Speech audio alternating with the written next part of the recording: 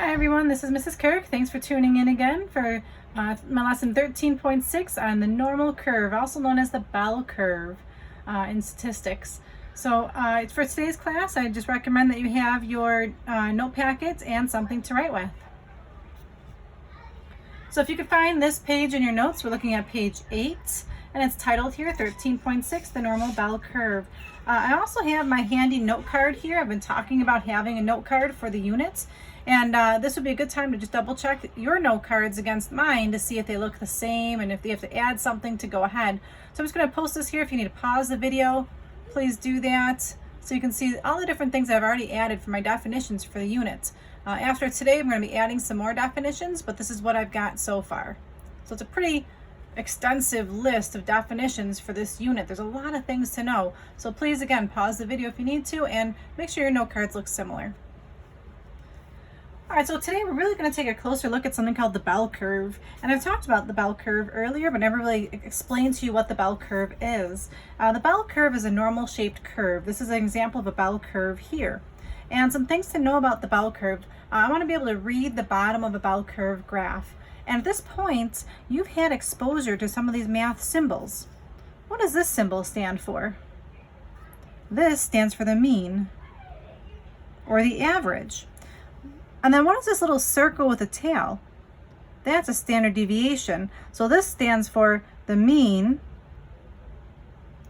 plus one standard deviation. I'll just put SD for now to keep it short. This means the mean plus 2 deviations, and this means the mean plus 3 deviations. How do we read this bell curve? Well, from start to finish, this bell curve represents 100% of the population. So it's 100%. And if it's a true bell curve, one deviation in either direction, and I'm just going to grab my highlighter here to highlight what I'm talking about. I'm talking about this section right here. See, that's one deviation to the left and one deviation to the right. That represents 68%, about. At our level, we'll just know it's 68%.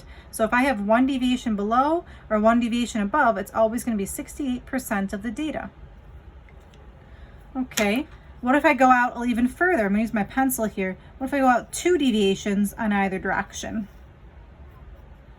Well, 2 deviations in either direction, according to the top of my notes here, is 95% of the data. See, 2 deviations.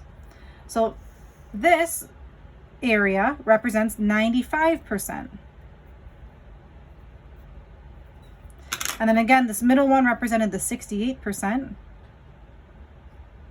And then if I go all the way to 3 deviations here, there's an arrow already drawn for me. This 3 deviations in either direction represents 99%. So not even 100%, because there's a teeny itty bitty bit at the end here, a half a percent on the left and a half percent on the right to encompass the entire 100%. So this is what a bell curve looks like, and I'm going to show you today how to use that to answer some questions. So let's actually try this out. Here's my question number 1. It says the heights of adult males form a normal distribution. So when you see that phrase normal distribution, that's your signal to draw a bell curve.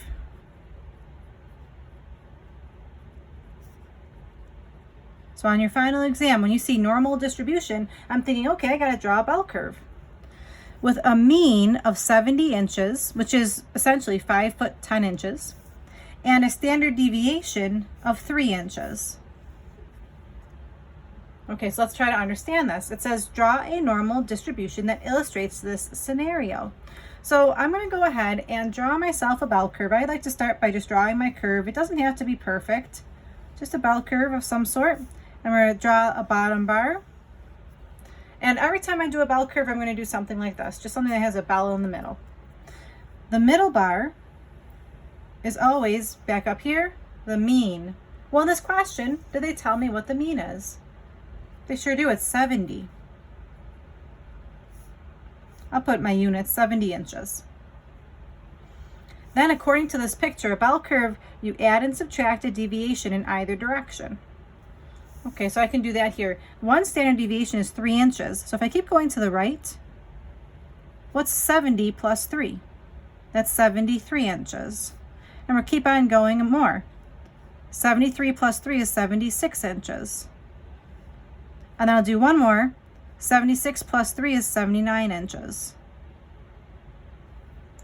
So just to understand, this is the average. This is the average plus 1 deviation. This is the average plus 2 deviations. And this is the average plus 3 deviations. And now I'm going to do the same thing going in the opposite direction. So I'm going to take the average, take away 1 standard deviation. So 70 take away 3 is 67 inches. I'm going to take away another 3, 64 inches. Take away another 3, 61 inches. And again, because I'm trying to learn something new here, this is the average minus a deviation, the average minus 2 deviations, and the average minus 3 deviations. So this is my bell curve. So now let's answer these questions. 68% of this population have heights between blank and blank. So where is 68% of the data? Let's look back up here. 68% of the data is between 1 deviation to the left and 1 deviation to the right. See right here, 68% within 1 standard deviation of the mean. So if I look at my picture here, here's 1 deviation to the left, here's 1 deviation to the right. So it's between the numbers 67 and 73. So that tells me, just to understand, that 68% of the population of males are between the 67 inches tall and 73 inches tall. 95% of this population. So let's go back up here and figure out where is 95%. Okay, 95% is within 2 standard deviations of the mean. So I have to go 2 standard deviations to the left and 2 standard deviations to the right. Okay, so here's my mean. Here's 1 standard deviation. Here's 2 standard deviations. So that's between 64 and 76 inches.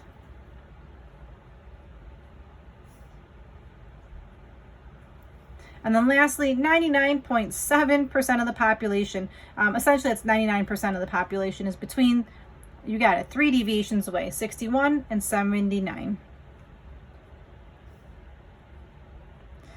So what does this mean? There's a very small percentage of the population that's going to be taller than 79 inches and a very small percent of the population that will be shorter than 61 inches.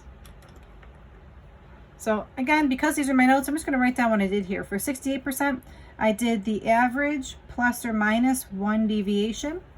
For 95%, that's the average plus or minus 2 deviations. And for 99.7%, that's the average plus or minus 3 deviations. So at our level, we need to make a connection that if we see 68%, that's going to be 1 deviation.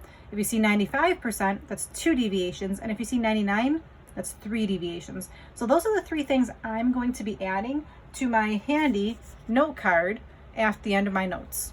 I'm going to draw myself a bell curve and draw that information.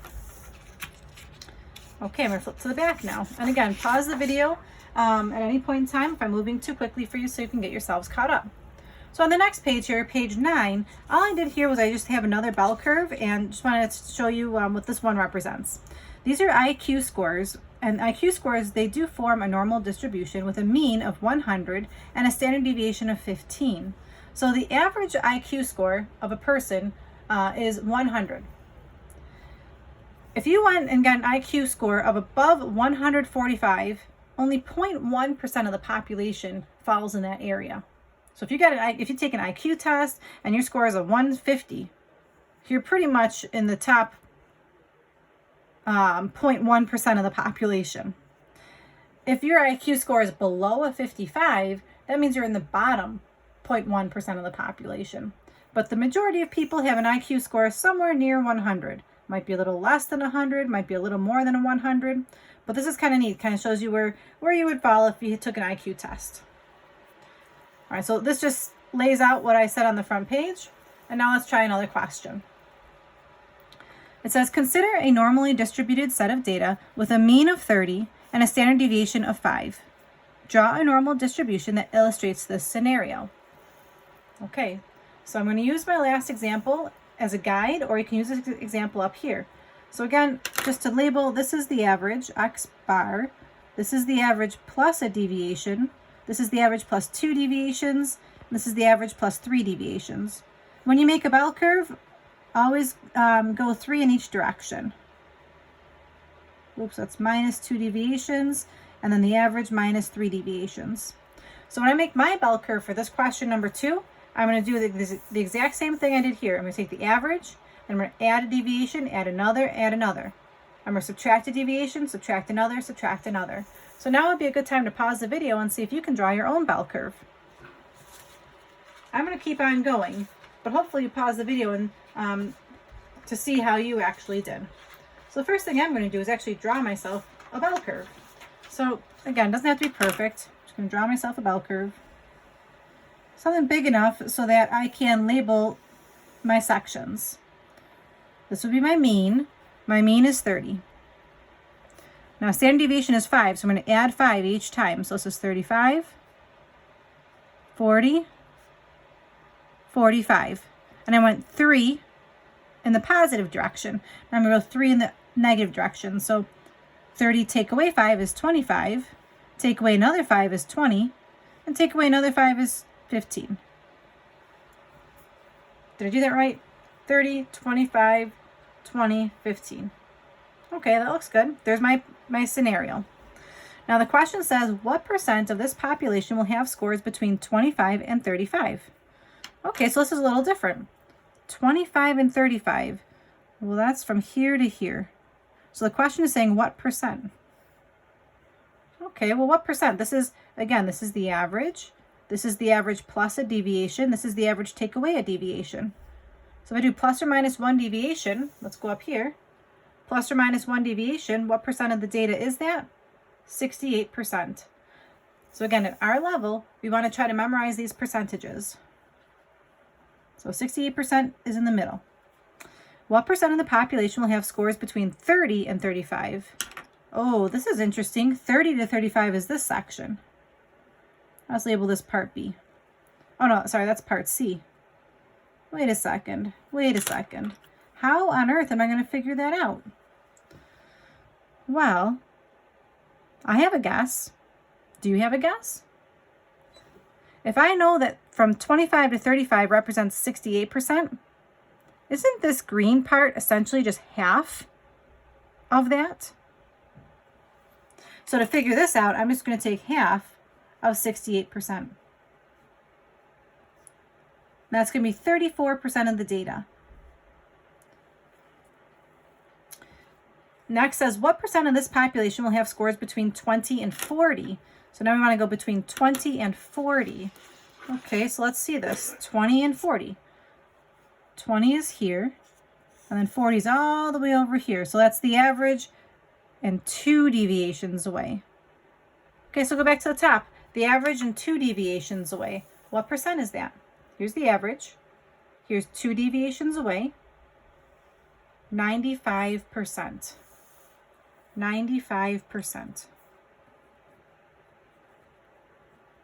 And lastly, what percent of the population will have scores between a 30 and a 40? Ooh, that's interesting. 30 to 40. 30 to 40. So that's from here to here. Oops, I went too far. From here to here. I went a little bit too far. So from 30 to 40, what percent will that be? Okay, well, let me think about this. Can I do the same strategy I did in the last question? I know from 20 to 40 is 95%. So from 30 to 40, isn't that just half of my yellow mark? Isn't that half of it? So to figure out this last question, I'm just going to take half of 95.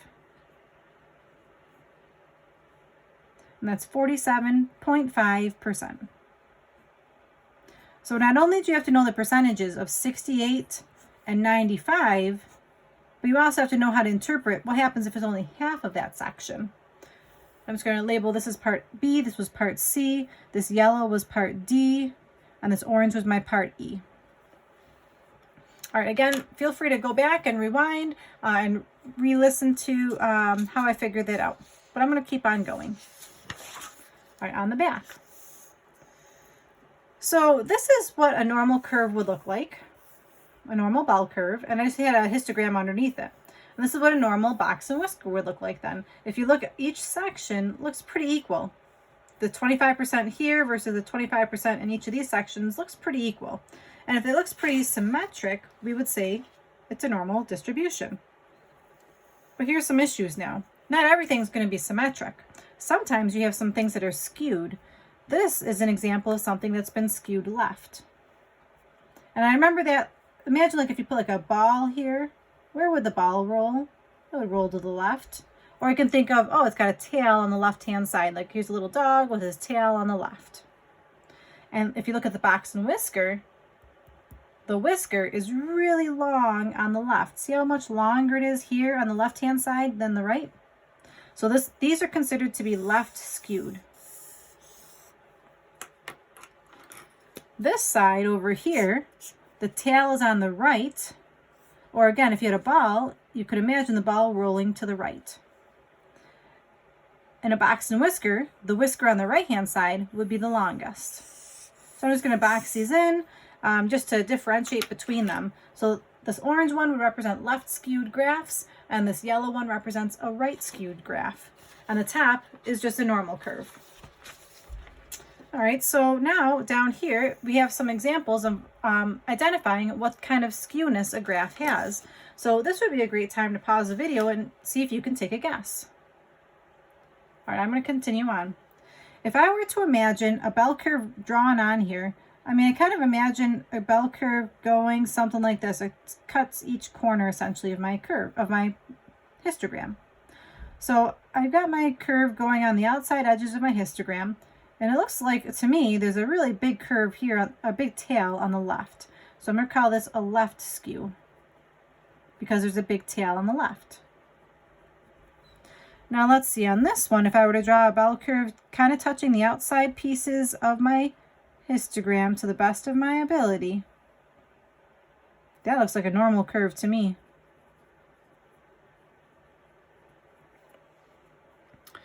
Okay, let's see. If I draw a bell curve touching the outside edges of my histogram to the best of my ability, that one looks like it's got a tail to the right, so I'm going to call this a right skewed graph. And this last one, I think you can kind of see it without having to draw it, but I'll still draw it in anyways. If I draw my bell curve here touching the outside edges, there's definitely a big tail here on the left. We could call that a left skewed graph. So part of your homework tonight will be able to look at pictures and identify what kind of skewness a graph could have. Okay, so now we've got, I think, one last little piece here. Did the front and the back. Last question here, number 4. This is taking a little bit of a break from the skewness of a graph. This question says, which data set has the highest standard deviation? This goes back to what you learned yesterday in the notes about a standard deviation, and which one has the lowest. So I'm going to number these graphs. We'll call this one graph 1. This one could be my graph 2. This one, tall one, could be my graph 3. And then this one could be my graph 4. So my graph 4, I'm just going to highlight in yellow. Okay, that's my graph 4, is the yellow graph. I'll just color that in. And then my graph 2 will be this green graph. Just going to color that in as well. Okay, just so you can differentiate which graphs I'm talking about. Okay, so yesterday you learned about standard deviation, and today I just want to just recap which one of these has the highest standard deviation, which one has the lowest. So what do we remember about standard deviation? What does standard deviation actually tell us? Well, I happen to have my handy little note card here, and according to my note card, I wrote down something about standard deviation. It tells how spread out the data is. The higher the standard deviation, the more spread out the data will be. And I drew a picture. This one has a really tall bump. So this really tall, skinny graph has a small standard deviation. And then this graph that's really long and stretched out has a large standard deviation. So let's see if we can use that information to answer this question. Which one here has the highest standard deviation? Well, the highest standard deviation is the one that's the most spread out. Which graph appears to be the most spread out to you? I think number 4. It goes all the way from the left-hand side all the way to the right-hand side with the peak in the middle. That one's going to have the highest standard deviation.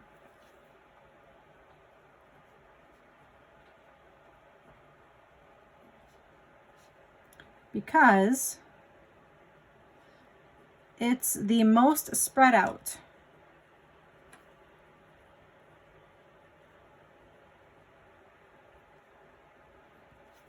And then let's see which one has the lowest standard deviation. So which data looks like it's clustered together to be the tightest graph. I think to me the one that looks like it's going to be the closest together would be graph number 3 here. It peaks the highest here, and the data is really between -1 and +1. There's only that tiny little bit of data there. So to finish this one off, I would say number 3 has got the lowest standard deviation because it's the least spread out.